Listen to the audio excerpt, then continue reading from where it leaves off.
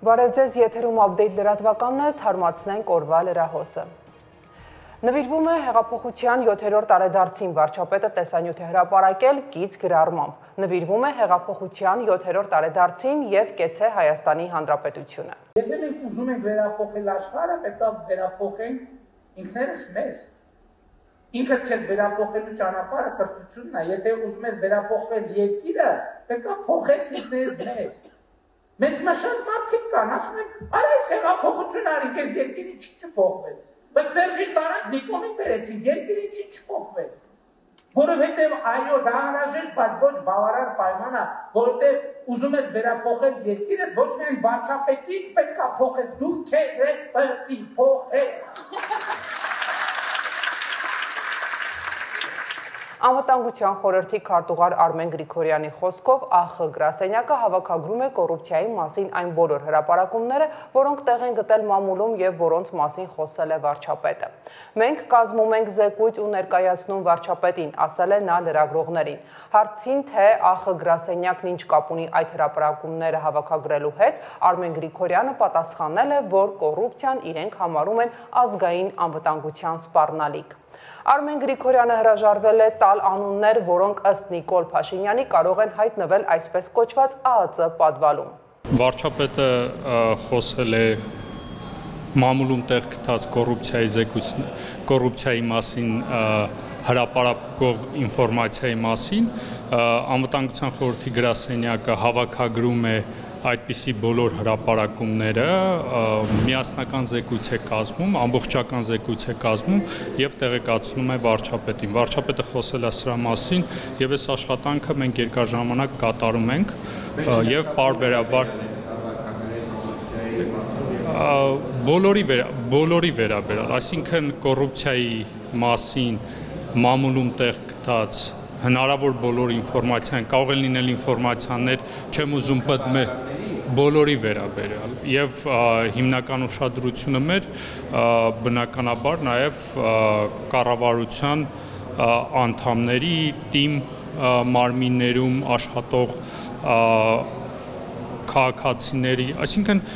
բոլոր այն հրապարակումները ամենայն հավանականությամբ, որ դուք էլ եք տեսնում, այդ հրապարակումների մասին, երբ որ հրապարակում է լինում, մենք հավաքագրում ենք, զեկույց ենք կազմում և ներկայացնում ենք վարչապետին։ Երեկ խորհրդարանում հարց ու պատասխանի ժամանակ կատարվածը մեկնաբանել է ԱԺ նախագահը։ Ալեն Սիմոնյանն ասել է, որ ներողություն պետք է խնդրեն ընդդիմադիրները, որովհետև նախորդ օրը ստեղծված վիճակը ընդդիմադիրների գործունեության լկտիության հետևանքն է։ Վարչապետն էլ, ես էլ մարդ ենք, մսից ու արյունից նյարդեր ու համբերություն ունենք, որը սպառվում է, ասել է Սիմոնյանը։ Ես կարծում եմ, որ ընդդիմադիրները պետք է ներողություն խնդրեն, որովհետև այդ ամեն ինչը ընդդիմադիրների գործունեության, այդ լկտիության, պահվածքի հետևանք է, որովհետև անընդհատ, գիտեք ինչ, այդ աստիճանը դահլիճում դուք չեք զգում ինչա կատարում, տեսախցիկներով, վերևից շատ բան է երևում։ Այդ աստիճանը լարվածության անընդհատ բարձրանում է, սկզբից սկսում են քեզ ընդհատել, երբ որ դու միտք ես ասում։ Հետո դրանից հետո սկսում են դույով խոսալ։ Հետո դրանից հետո սկսում են սուտ խոսալ, ակնհայտ սուտ խոսալ, հետո դրանից հետո սկսում են բղավել, հետո դրանից հետո սկսում են կոլեկտիվ ձևով բղավել։ Այդ լարվածությունը բերում հասցնում է նրան, ինձ ամենաշատ տարվող հարցը գիտեք որն է, որ մարդկանց հետ շփվում եմ, ասում են Ալեն ջան, ո՞նց ես դիմանում, ո՞նց է քո ներվերը դիմանում։ Ասենք դուք չեք պատկերացնում այդ լարվածությունը ինչ աստիճան է, ձեզ թվում է այդպես եկան, սենց կանգնեցին, ասեց մատորը ռեկ գնաց ու սկսում են իրար վրա գոռալ։ Դա արդարացում չի բնական է, դա արդարացում չի, բայց դա պետք է հասկանալի լինի յուրաքանչյուր մարդու համար եւ վարչապետն էլ ես էլ մնացած բոլորս մենք մարդ ենք, մսից արունից ենք, մարդ ենք եւ մենք էլ նյարդեր ունենք եւ համբերություն ունենք, ասենք ասում եմ այդ լկտիությունը, այդ երեսպաշտությունը, որ ասենք, որ կողքիներով նստած, իրար կողք նստած, մեկը ես ինչն է արել, մեկը են ինչով է հայտնի, մեկը են միսով է հայտնի, մեկը են միսով է հայտնի, գալիս ասում են, բռնեք նրանց, այդ գալիս է իսկական այդ վարչապետը ճիշտ էր ասում, այստեղն է հասնում։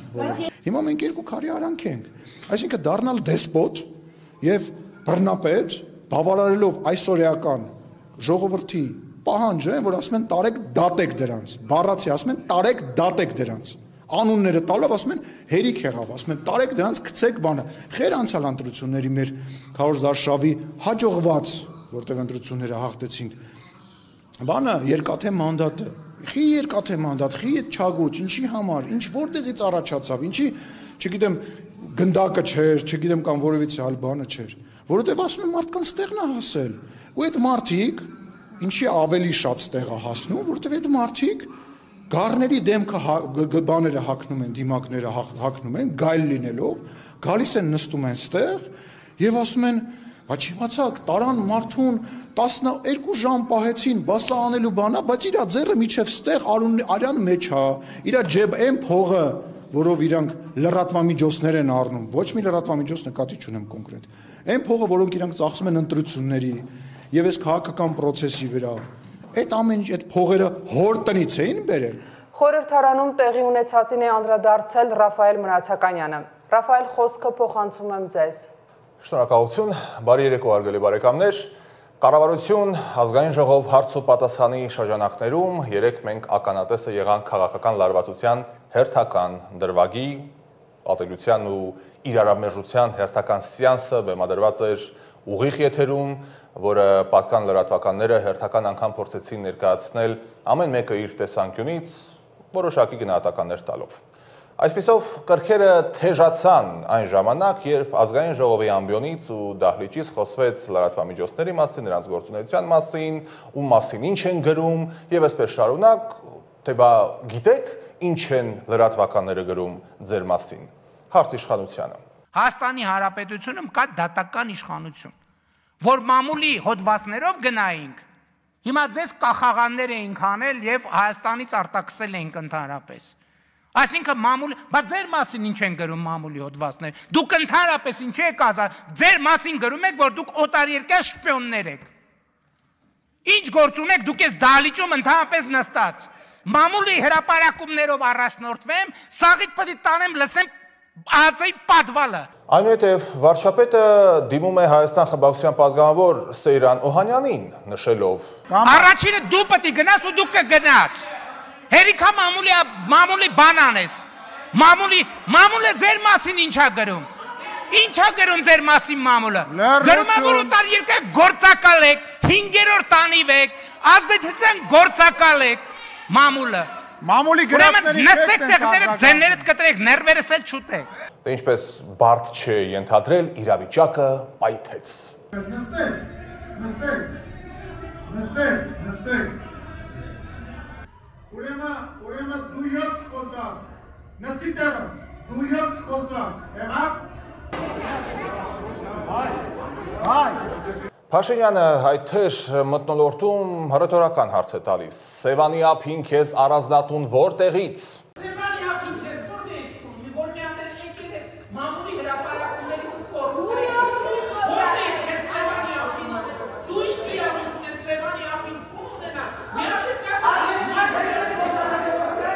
Դե պարոն Փաշինյան, ժողովրդի մի հսկայական հատված այդ հարցն է տալիս, որտեղից ու ոչ միայն մեկ անվան շուրջ, շատ մարդկանց է այդ հարցը տալիս, ուղղակի գիտեք, ինչն է վատ, շատ վատ, որ 7 տարվա իշխանությունը դեռ հարցեր է տալիս, իմ կարծիքով արդեն վաղուց, շատ վաղուց պատասխաններ պիտի հնչեին։ Իդեպ, հասկանալի է, չէ, որ այս քաղաքական յուղոտ կտորները, թե ինչպեսի ախորժակով են հրամցվում լրատվականների կողմից։ Այս տեղեկատվական ճակատամարտի մեջ ես մի ուշագրավ դրվագ եմ նկատել, որը առանձնացրել եմ ձեզ համար, ընդդիմադիր թերթերից մեկը, իդեպ ես դիտմամբ անունը չեմ տալիս, հետաքրքիր մի անդրադարձ է արել, մեջբերում եմ։ Երեկվա խորհրդարանական նիստը, որը կարող էր լինել քաղաքական առողջ բանավեճի հարթակ, վերածվեց քաղաքական հաշվեհարդարի եւ սպառնալիքների ներկայացման։ Մեջբերման ավարտ։ Ինչ խորհրդարանական նիստ, որը կարող է լինել քաղաքական առողջ բանավեճի հարթակ, ինչպես ասում էր դասականը, այստեղ մի հարց։ Դուք երբ եք վերջին անգամ տեսել, որ մեր ազգային ժողովում քաղաքական առողջ բանավեճ ու առողջ քննարկում լինի։ Սադրանքը սադրանքի ետևից, ատելության այնպիսի չափաբաժին, որ առողջ տրամաբանությունը գոյություն չի կարող ունենալ։ առողջ բանավեճ կարող էր լինել։ Այս պատմության մեջ գիտեք նաև որն է վտանգավոր, որ ցանկացած մեկնաբանություն մեկնաբանողին դնում է իրապես անհարմար իրավիճակի մեջ։ Շախմատի լեզվով ասած, ցունցվանք, որ ինչ անես միևնույն է քեզ մեղադրելու են եւ քո դեմ ես գործելու։ Ընդդիմության ծեծ ու ջարդը մարդկանց հիշեցնես, քաղաքական հաշվեհարդարները, հանցանքները, ինչ որ եղել է մեր երկրում, իրենց օրոք տեղի ունեցած ճնշումները, կեղծիքները, մարտի 1-ի դեպքերը, եւ այսպես շարունակական ինչ որ եղել է, դա հիշեցնես, կասեն, ահա, իշխանական ես։ Ասես, մի րոպե, կներեք, այդ ամեն մեկի տակ միլիոններ ա դրած, աղքատ մարդիկ չեք, բայց երկիրը աղքատ է, դուք բավականին հարուստ։ Ոնց է այսպես ստացվում, կասեն, ահա կրկին, իշխանական թեզն ես առաջ տանում։ Լավ, շուտ գաս իշխանության, ասես հարգելի իշխանավորներ, 7 տարվա մեջ քանիսը նստեցին, քանի թալանչի պատասխան տվեց ձեր ձևակերպմամբ, որ մի խոշոր խաղացողն է կանգնել դատարանի առջև եւ վերջնական հասկացել ենք ինչ է արել, ոնց է արել եւ այլն։ Ոչ մեկ, ահա այդ ամենաբարձրաձայնից կասեն Ռաֆայելը ընդդիմության ջրաղացին է ջուր լցնում։ Բարեկամներ, Ռաֆայելը ընդդիմադիրների անունը լսել հավատացեք, չի ցանկանում ջուր լցնող լինի, կարապիլիճը կլցնի։ Բայց եթե լուրջ խոսենք այս լուրջ թեմայի մասին, իշխանական աղբյուրներն էլ նշում են, որ վարչապետը իր ելույթի ընթացքում արձագանքելով ընդդիմադիր падգամավորների հարցերին, ժեստ է արել ձեռքով եւ պարանոցին է տարել ձեռքը, հստակ բառացիորեն ասելով, որ այստեղս եք հասցրել։ Սակայն ինչպես միշտ կրկին լրատվականներից ոմանք այդ ժեստը ցուցադրում են համացանցում եւ ոչ միայն եւ ասում են վարչապետը սպառնացել է, ասել է վիզ եմ կտրելու։ Ընկերներ, այն որ բոլորին են հասցրել, ժողովրդին են հասցրել, դա հաստատ է։ Ես ընդհանրապես մեր ժողովրդի համբերության վրա եմ զարմանում, բայց մյուս կողմից գուցե սա ոչ թե համբերություն է, այլ ինքնապաշտպանական բնաստ։ Հին է մեր ժողովուրդը հազարամյակների պատմությամբ, ինչեր ասես, որ չի տեսելում, լծի տակ ասես, որ չի ապրել, տենց բաներ է տեսել, եւ կարծում եմ ինքնապաշտպանական բնազդ ունի, ինչ ուզում ես ասա, բայց ժողովուրդը որպես հավաքական կերպար շատ լավ գիտի, թե ով է, փրկիչներն ովքեր են, այլընտրանքներն ովքեր են, իշխանություններն ովքեր են եւ այսպես շարունակ։ Նախկիններն էլ անշուշտ գիտեն, թե ինչ է եւ ինչպես։ Ու ամփոփելով մտքերս, ասեմ հետեւյալը. Ես անկեղծ չգիտեմ այդ ժեստը ցույց տալով Փաշինյանը ինչ է ասել, թեպետ կադրերը որ ուշադիր նայեք, գուցե եւ պարզ դառնա, բայց ես փորձագետ չեմ, որ կադրերը դանդաղացնեմ եւ ինչ որ գնահատականներ տամ։ Բայց այս տարիների ընթացքում լրատվականում լինելով կասեմ հետեւյալը. ինչքան թաթիկներն է կտրել, ինչքան պատերին է ծեփել ու ասֆալտին է փռել, այդքան էլ վզներն է կտրելու։ Մտածեք այդ ուղղությամբ։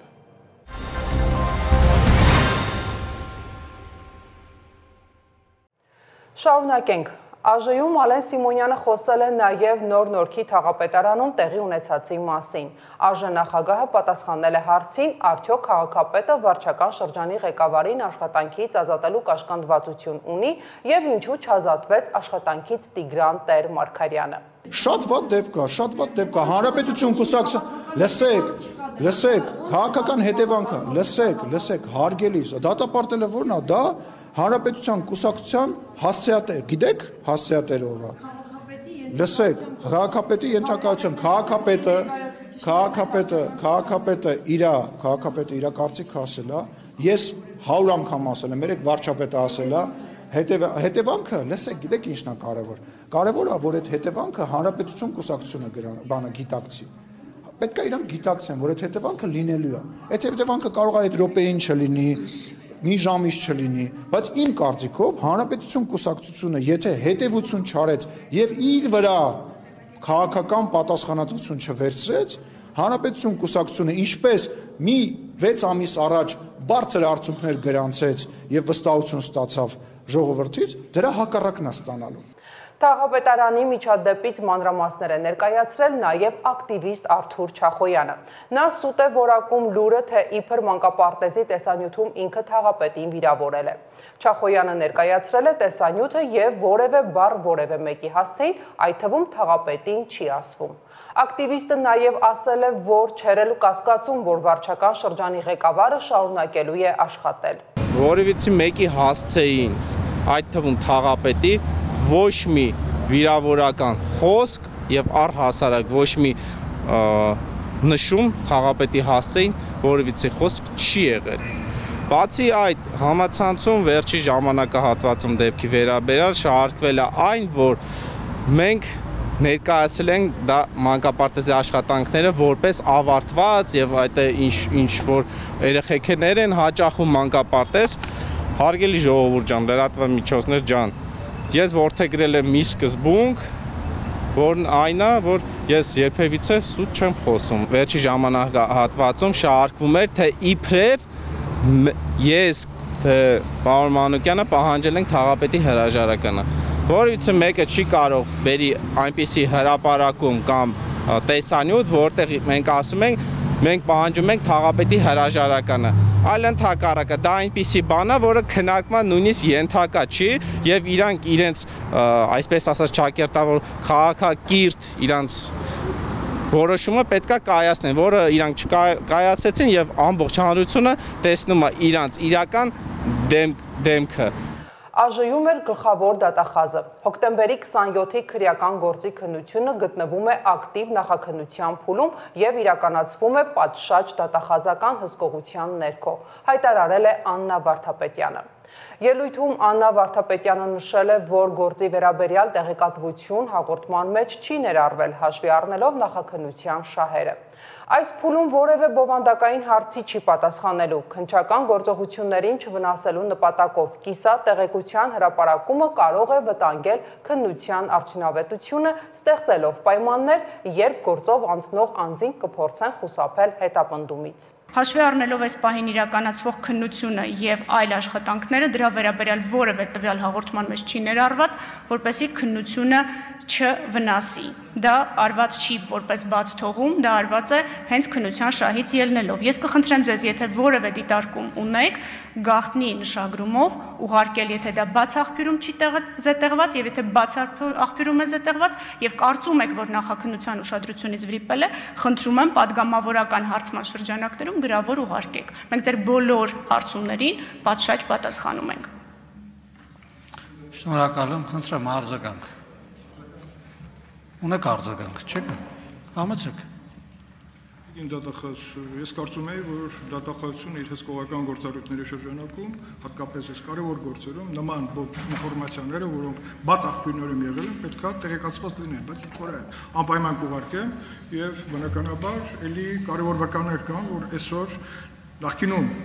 նախաքննության ձեռքբերված ապացույցների շրջանակում նաև մեղադրանք ներկայացվել, կալանավորված են եղել դեպքերի քաղաքական զարգացումների պատճառով դեպքերը ազատ են արձակվել։ Նախորդին ժամը 22:22-ի սահմաններում Ադրբեջանի զինված ուժերի ստորաբաժանումները կրակ են բացել Սյունիքի մարզի Խնածախ բնակավարի ուղղությամբ, ինչի հետևանքով վնասվել է բնակելի տան-տանիքը։ Տուժածներ բարեբախտաբար չկան։ Այս մասին հայտարարել է Պաշտպանության նախարարությունը ադրբեջանական կողմին կոչ անելով հետաքննել Խնածախի բնակելի տան գնդակոծման փաստն ու հանդես գալ հրապարակային պարզաբանումներով։ Կրակոցների մասին առավոտյան եռաբլուրում խոսել է նաև ԵԿՄ նախագահը։ Սասուն Միքայելյանն ասել է, թե չգիտի դրանով ինչ են ուզում ասել։ ԵԿՄ-ն այսօր կանգնած է բանակի կողքին, հետագայում ժողովուրդը կհասկանա, թե ինչ է արել ԵԿՄ-ն պետական սահմանների պաշտպանության համար։ Դե բնականաբար այս վերջի օրերս կրակոցներն ու տարբեր ուղղությամբ, բայց սովորական չգիտեմ իրանք ինչ են ուզում ասեն դրանով, կրակոցներ լինում են։ Ինչ վերաբերում է երկրապաներ տարբեր ուղղությամբ այսօր են կանգնած մեծ թվականակով, չեմ ուզում թվականակացնեմ եւ ասեմ, որ ուղղությամբ։ Ոստիկանությունում ծառայության անցնելու տարիքային վերին կհանվի, որոշումն ընդունվել է կառավարության նիստում։ Ներքին գործերի նախարարության նախարարը ներկայացնելով նախագիծը շեշտել է, որ հաշվի կառնվի անձի ֆունկցիոնալությունն ու որակական հատկանիշները բարեվարքությունը։ Վարչապետը կարևորել է անձի ֆունկցիոնալությունը, այլ ոչ տարիքը կամ հասակը։ Մենք եկանք ասեցին, գիտեք ինչ, եթե դուք այսքան հասակ ունեք, ձեզ կարող ենք բարեկային ոստիկանությունում աշխատանքի ընդունել, եթե այս հասակի ցածրը մենք չենք ընդունում։ Ու ես այդտեղ շատ մեծ դիսոնանս եմ տեսնում, որը ընդհանրապես մեր ինստիտուցիոնալ կամ ոչ միայն ինստիտուցիոնալ պրոբլեմը բացահայտում է։ Այդ մարդը ծնվել է այդքան, հասկանում եք։ Այդ մարդը այդքան է։ Այդ մարդը չի կարա անենցան, ինքը եթե 1.35 է իր բոյը կամ 1.40 է, չի կարա այդ մարդը ոչ մի օբյեկտիվ բան անի, որ իր բոյը դառնա 1.57։ Բայց մյուս կողմից, եթե ասենք օրինակ մենք տեսնում ենք զինվորական ծառայության մեջ գտնվող մարդիկ, ովքեր քաշի ստանդարտները անգամներով բան են անում, գերազանցում են, մենք իրան բան չենք ասում։ Մարդը հիմա բնություն իրան տենց է ստեղծել։ 1.49 է այդ մարդու, ասում են քեզ չենք ընդունում աշխատանքի։ Բայց որ մարդը ասենք ենթադրենք 1.53 լինի, ընդ որում չեմ ուզում body shaming-ի մասին չի խոսքը, բայց ես կարծում եմ, որ այն զինվորական տրամաբանության ծառայության դեպքում մենք կարանք այդ ստանդարտը դնենք։ Խնդրում եմ ճիշտ հասկանանք, որովհետև ես ինքս էլ ավելորդ քաշով տառապող եւ ինչպես շատ-շատերը, բայց զինվորական ծառայության մեջ ասենք մարդը 153 սանտիմետր 177 կիլո, օրինակ, մենք իրան բան չենք ասում։ Բայց որ մարդը 149 սանտիմետր բոյ ունի, դե մարդը ասում է, ինչ անեմ բայես հիմա լավ։ Ինչ անեմ, գնամ որտե գնամ բոյս 2 սանտիմետր երկար։ Այսինքն ինչ որ մեր այդ մարդու կոնտրոլից դուրս է, մենք ասում ենք քեզ չենք ընդունում։ Ինչը ցույց է տալիս ինչքանով է ինքը կարգապահ, ինչքանով է իր վրա ի վիճակի աշխատել, դա ասում ենք հա ոչինչ նորմալ է։ Սա ֆունդամենտալ բան է, մեր մտածողության ձևերի դեֆորմացիաների մասին է մտածում։ Ես չգիտեմ, եթե այդ բանի բոյի ստանդարտը չենք հանել, պետք է հանենք։ Այսինքն ինչ, որ մարդը ենթադրենք 130 սանտիմետր է բոյը։ Հիմա բնությունը իրան տենց է ստեղծել, ինչ։ Գնա ոստիկանություն, ասեն դե բոյդ կարճ է, գնա դպրոց, ասենք բոյդ կարճ է, գնա ուր գնա, ասեն բոյդ կարճ է։ Բա ինչ անի այդ մարդը լավ։ Այսինքն չենք հարցնում, դու ի վիճակի ես այդ աշխատանքի համար անհրաժեշտ IQ ունես, թե չունես, եւ այլն եւ այդպես շարունակ։ Հունիսի 3-ից օգոստոսի 22-ը կանցկացվեն պահեստազորի առաջին խմբի առաջին եւ երկրորդ կարգերում հաշվառված շարքային ենթասպայական եւ սպայական կազմերի պահեստազորայինների վարժական հավաքները։ Որոշման նախագիծը կառավարության նիստի չզեկուցվող հարցերի ցանկում էր։ Հավաքների նպատակն է պահեստազորում ունենալ առավել պատրաստված պահեստազորայիններ, վարժական հավաքներին ներգրավելու միջոցով բարձրացնել պահեստազորայինների մասնագիտական պատրաստվածության որակը, այդ թվում մարտական հերթապահության կրման պատրաստվածության աստիճանը։ Կառավարության որոշմամբ 2025 թվականի հունիսի 1-ից մինչև դեկտեմբերի 30-ը ֆերմերային տնտեսության համար մատուցած սպանդի ծառայության դիմաց պետությունը սպանդանոցին կտրամադրի ծառայության վճարի մասնակի փոխհատուցում։ Էկոնոմիկայի նախարարը ներկայացրել է նախագիծը, համաձայն որի ֆերմերային տնտեսության կողմից յուրաքանչյուր խոշոր եղջերավոր կենդանու սպանդի ծառայության ձեռքբերման համար կտրամադրվի սպանդանոցի սահմանված վճարի չափով, բայց ոչ ավելի քան 10,000 դրամ։ Նախապես սահմանված սանիտարական օրերին բրուցելոզով հիվանդ կամ դրական հակազդած յուրաքանչյուր խոշոր եղջերավոր կենդանու սպանդի ծառայության ձեռքբերման համար սպանդանոցի սահմանված վճարի չափով, բայց ոչ ավելի քան 15,000 դրամ։ Լրագրողները նախարարին հարցրել են նաև 3 խորհրդարանում կատարվածի մասին, մասնավորապես Նիկոլ Փաշինյանի հայտարարությունների վերաբերյալ։ Նիկոլ Փաշինյանը երբեք չի խախտել որևէ մեկի անմեղության կանխավարկածը եւ բազմաթիվ անգամ դուք խանգարում եք, հիմա ելույթ եք ունենում, թե հարց եք տվել, որպեսզի ակնկալեք պատասխան։ Երբեք չի այդ կանոնը խախտել եւ այսօր էլ մի ելույթում տողատակով այսպես ասած դրա մասին մի քանի անգամ նշեց, իսկ ինչ վերաբերվում է նրան, որ գյուղ գնում ենք, այդ են ասում, հիմա լավ է վատ է չգիտեմ, բայց դա փաստ է, որ գյուղ գնում ենք, մարդիկ առաջին հերթին ոչ թե ասում են այս ճանապարհը սարքեք, այս ջրագիծը սարքեք, դպրոցը վերանորոգեք կամ այս արեք կամ այն արեք, այլ ասում են ինչի այդ մարդիկ մինչև հիմա կալանավորված չեն։ Հատիկ առ հատիկ գրառմամբ վարչապետը տեղեկացրել է, որ դատարանի վճռով Կոտայքի մարզի Չարենցավան համայնքի արձական բնակավայրի թիվ 22 հասցեում գտնվող հանգստի համար նախատեսված հատուկ պահպանվող տարածք նպատակային նշանակությամբ 30,000 քառակուսի մետր մակերեսով հողամասի նկատմամբ վերականգնվել է Հայաստանի Հանրապետության սեփականության իրավունքը։ Շուկայականին մոտարկված արժեքը 86 միլիոն դրամ է։ Վարչապետը շնորհավորական ուղերձ է հղել Գերմանիայի կանցլեր Ֆրիդրիխ Մերցին պաշտոնը ստանձնելու առթիվ։ Ուղերձում Նիկոլ Փաշինյանն ասել է, որ Գերմանիան Հայաստանի վստահելի գործընկերն է, որի հետ բազմոլորտ գործակցության շարունակական զարգացմանը կառավարությունը մեծ կարևորություն է տալիս։ Լիահույս եմ, որ ձեր պաշտոնավարման տարիներին ևս մեր երկրների միջև ձևավորված բարեկամական հարաբերությունները կշարունակեն ընդլայնվել հիմնված ընդհանուր արժեքների փոխադարձ վստահության վրա։ Վարչապետը բարձր է գնահատել Գերմանիայի աջակցությունը Հայաստանի ինքնիշխանությանն ու տարածքային ամբողջականությանը, Հայաստանում իրականացվող ժողովրդավարական բարեփոխումների գործընթացին, նաև Հայաստան-Եվրոմիություն գործընկերակցության հետագա խորացմանը։ Փաշինյանը վստահություն է հայտնել, որ արդյունավետ գործակցության շնորհիվ կհաջողվի նաև էականորեն ակտիվացնել Հայաստանի և Գերմանիայի տնտեսական կապերը։ Այս տարվա փետրվարից Ծառուկյան բարեգործական հիմնադրամը հաղթանակի 80-ամյակին նվիրված խոշորագույն միջոցառումների շարք է սկսել և իրականացրել։ Հրավիրված ասուլիսի ժամանակ հայտարարել է հիմնադրամի նախագծերի համակարգող Իվետա Տոնոյանը։ Նա նշել է, որ ամեն ինչ սկսվել է Գագիկ Ծառուկյանի փետրվարյան հայտարարությունից, երբ կարևորելով հաղթանակի 80-ամյակի խորհուրդը, Գագիկ Ծառուկյան հիմնադրամը աշխատակազմին հանձնարարել է ոչ միայն իրականացնել ծրագրեր, միջոցառումներ, այլև ուսումնասիրել տարբեր կազմակերպությունների անհատների ներկայացրած ծրագրերը և ֆինանսավորել դրանք։ Ասուլիսի ժամանակ Իվետա Տոնոյանը խոսել է նաև Մոսկվայում հայ և ադրբեջանցի պատվիրակների միջև տեղի ունեցած միջադեպից, միաժամանակ հաստատելով Գագիկ Ծառուկյանը կմասնակցի Մոսկվայում վաղը կայանալիք զորահանդեսին։ Ես իմ ելույթում խոսել եմ մերօրյա ֆաշիզմի մասին, որովհետև լավագույնս դրսևորվում է մերօրյա ֆաշիզմը, երբ խաղաղ բնակավայրերը և խաղաղ բնակավայրերի բնակիչները անընդմեջ գտնվում են ադրբեջանական զինուժի կրակահերթերի տակ, և խոսել եմ նաև այն մասին, եթե մենք խոսում ենք այո արդարությունից, ընդամենը 2 տարի առաջ 120,000 մեր հայրենակիցներ էթնիկ զտման ենթարկվեցին և բռնի տեղահանվեցին իրենց պատմական հայրենիքից։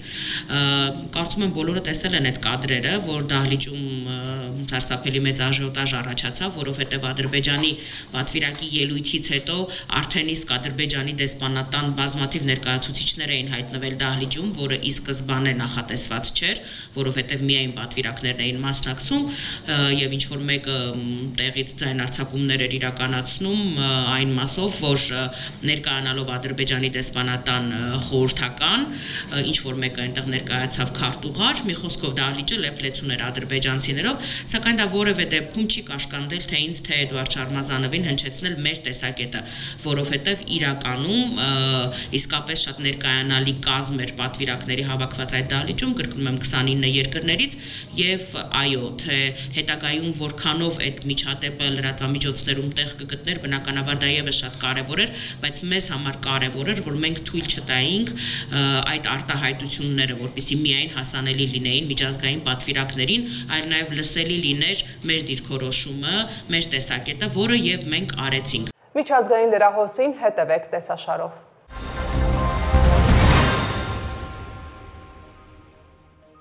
Կրեմլում Ռուսաստանի Դաշնության նախագահ Վլադիմիր Պուտինը հանդիպել է Չինաստանի նախագահ Սի Ցինփինի հետ։ Չինաստանի ղեկավարը մայիսի 8-ին օրվա մեծ մասը կտրամադրի իր ռուս գործընկերոջ հետ բանակցություններին, իսկ մայիսի 9-ին կմասնակցի հաղթանակի 80-ամյակին նվիրված հանդիսություններին, որոնցում նա կլինի գլխավոր արտասահմանցի հյուրը։ Պուտինի եւ Սի Ցինփինի բանակցությունները սկսվել են նեղ կազմով, որը ըստ էության նույնպես բավականին մարդաշատ էր հաշվի առնելով չինական պատվիրակության անդամների թիվը։ Այնուհետև ռուս-չինական գագաթնաժողովը շարունակվել է ընդլայնված կազմով, կառավարության անդամների և խոշորագույն ընկերությունների ղեկավարների մասնակցությամբ։ Հանդիպման ընթացքում ընդունվել են 2 համատեղ հայտարարություն, այդ թվում գլոբալ ռազմավարական կայունության վերաբերյալ։ Ռուսաստանի Դաշնության նախագահ Վլադիմիր Պուտինի և Չինաստանի ղեկավար Սի Ցինփինի պաշտոնական բանակցությունները տևել են 3.5 ժամ։ Ռուսաստանը դադարեցնում է բոլոր ռազմական գործողությունները, սկսվել է Ռուսաստանի Դաշնության նախագահի որոշմամբ ի պատիվ հայրենական մեծ պատերազմի 80-ամյա հաղթանակի հայտարարված հրադադարը։ Այն կգործի մայիսի 8-ից մինչև մայիսի 11-ը ընդհանուր 72 ժամով։ Պուտինը հրադադարի մասին հայտարարել է ապրիլի վերջին։ Մայիսի 3-ին Ուկրաինայի նախագահ Վլադիմիր Զելենսկին հրապարակայնորեն մերժել է այդ առաջարկը։ Ռուսական կողմից նշել են, որ Ռուսաստանի Դաշնության զինված ուժերը պետք է պատրաստ լինի ետ մղել հարձակումները, եթե Ուկրաինան խախտի հրադադարը։ Ռուսաստանն ակտիվացրել է Ուկրաինայի Սումիի մարզի հրետակոծությունը եւ 1 մարդու զոհվելու պատճառ դարձել։ Թեև Ռուսաստանի Դաշնության նախագահը հայտարարել է երրորդյա հրադադար, որը ռուսական կողմի փոխանցմամբ ուժի մեջ է մտել այսօրվանից։ Ուկրաինայի ռազմաօդային ուժերի տվյալներով մայիսի 8-ի գիշերը ռուսական կողմը Սումիի մարզում ուժեղացրել է մարտավարական ավիահարվածները, օգտագործելով կառավարվող ռումբեր։ Մասնավորապես մայիսի 8-ի առավոտյան հակառակորդը ավիահարվածներ է հասցրել Բելոպոլսկայա համայնքի տարածքին։ Հարվածների հետևանքով 3 բնակելի շենքերում հրդեհներ են բռնկվել։ Փրկարարները դեպքի վայրում աշխատել են գիշերվանից մինչև առավոտ։ Զոհվել է 1 քաղաքացիական անձ։ Ֆրանսիայի նախագահ Էմանուել Մակրոնը մայիսի 7-ին Փարիզում ընդունելով Սիրիայի անցումային շրջանի նախագահ Ահմեդ Աշ-Շարային կոչ է արել նրան ամեն բան անել առանց բացառության բոլոր սիրիացիների պաշտպանությունն ապահովելու համար։ Մամուլի ասուլիսում Մակրոնը հայտարարել է, որ այդ պաշտպանությունը պետք է տրամադրվի սիրիացիներին անկախ նրանց ծագումից, կրոնից, դավանանքից եւ հայացքներից։ Ֆրանսիայի նախագահը կոչ է արել Սիրիայի ղեկավարին ապահովել, որ դրուզների դեմ վերջերս տեղի ունեցած միջդավանական բռնություն եւ Ալավի փոքրամասնության անդամների նկատմամբ մարտին տեղի ունեցած հաշվեհարդարի համար մեղավորները պատասխանատվության ենթարկվեն եւ դատապարտվեն։ Մակրոնը նաեւ հայտարարել է այդ հանցագործությունների մեջ մեղավորների դեմ Եվրամիության կողմից պատժամիջոցներ սահմանելու անհրաժեշտության մասին։ Դրա հետ մեկտեղ Ֆրանսիայի նախագահը հանդես է եկել Սիրիայի դեմ սահմանված եվրոպական տնտեսական պատժամիջոցների աստիճանաբար վերացումը շարունակելու օգտին, եթե գործող իշխանությունը կայունացնի երկրում իրադրությունը։ Վատիկանում Սիքստինյան կապելայի ծխնելույզից երկրորդ անգամ սև ծուխ է բարձրացել, ինչը նշանակում է, որ կարդինալների կոնկլավը կրկին քվեարկել է, բայց նոր Ռոմի պապ չի ընտրվել։ Մայիսի 7-ին Վատիկանի Սիքստինյան կապելայում մեկնարկել է նոր Ռոմի պապի ընտրության քվեարկությունը, որը ընթանում է փակ դռների ետևում խիստ գաղտնիության պայմաններում եւ կարող է օրեր տևել։ Քվեարկության ավարտի մասին կհայտարարվի կապելայի ծխնելույզից բարձրացող ծխի միջոցով։ Եթե այն սև լինի, ուրեմն նոր պոնտիֆիկոսը դեռ չի ընտրվել, իսկ սպիտակ ծուխը կնշանակի, որ պապը ընտրված է։ Վրաստանում ԱՄՆ դեսպանատունը նախազգուշացրել է Թբիլիսիի առևտրի կենտրոններում ռումբի սպառնալիքի մասին։ Խոսքը մասնավորապես East Point Shopping Mall, Galleria Tbilisi Shopping Mall, Tbilisi Shopping Area առևտրի կենտրոններ այցելելու մասին է։ Թբիլիսիում դեսպանատան տարածաշրջանային անվտանգության վարչությունը խորհուրդ է տվել դեսպանատան բոլոր աշխատակիցներին խուսափել այդ տարածքներից մինչև հետագա ծանուցում, ասվում է դիվանագիտական ներկայացուցչության հայտարարությունում։ Վրաստանի պետական անվտանգության ծառայությունը հայտարարել է, որ համապատասխան ստորաբաժանումներն աշխատում են հերթական կեղծ հաղորդման վրա։ Հնդկաստանի հետ սահմանից ոչ հեռու պայթյուններ են հնչել, ոչնչացվել է հնդկական անօդաչու։ Նյու Դելին Իսլամաբադին մեղադրել է վիճելի տարածքի հրետակոծման համար։ Ոստիկանության աղբյուրները հաղորդել են, որ օդանավակայանի մոտակայքում ոչնչացված անօդաչուն հետախուզական է եղել։ Հնդկաստանը իր հերթին Պակիստանին մեղադրել է Ջամուի եւ Քաշմիրի վիճելի տարածքի հրետակոծման համար։ Հնդկական բանակը հայտարարել է, որ Պակիստանի տարածքում, ինչպես նաեւ Քաշմիրի օկուպացված հատվածներում ոչնչացվել են ահաբեկիչների կենտրոններ եւ վերապատրաստման կայաններ։ Ավելի վաղ Պակիստանը հայտարարել է, որ մայիսի 6-ին Հնդկաստանի հարվածների հետևանքով խաղաղ բնակչության զոհերի թիվը հասել է 31-ի։ Նոր հարվածների պատճառով զոհերի մասին տեղեկություններ չկան։ Փարիզի Ելիսեյան դաշտերում մեքենան մխրճվել է երկրպագուների ամբոխի մեջ Չեմպիոնների լիգայի ֆուտբոլային խաղում Փարիզի Սեն-Ժերմեն ակումբի հաղթանակի տոնակատարության ժամանակ։ Վիրավորվել է 3 մարդ, որոնցից մեկի վիճակը ծանր է։ Մեքենայի վարորդը փորձել է փախուստի դիմել, ընթացքում հարվածելով 3 երկրպագուների։ Երկրպագուները դուրս են բերել վարորդին եւ այրել են մեքենան, պատմել են ականատեսները։ Վարորդի ճակատագիրը դեռ անհայտ է։